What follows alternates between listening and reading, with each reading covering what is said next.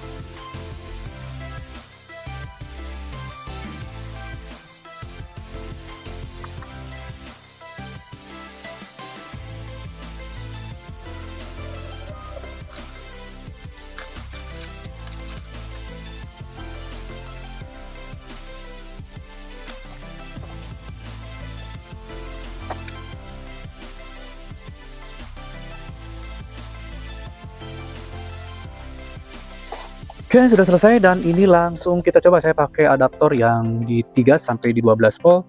Nah, untuk ampernya yaitu di 2 ampere ya. Kelihatan jelas dan ini langsung kita coba ya. Berfungsi atau tidak alat yang baru kita buat ini. Kita colokkan seperti ini. Dan ini kita nyalakan. Mantap, dan langsung kita coba ya. Lanjut kita coba untuk melubangi pipa PVC yang tebal seperti ini. Ini di 4 mili. Kita nyalakan. Jadi ini bisa disetting ya. Langsung kita lubangi seperti ini.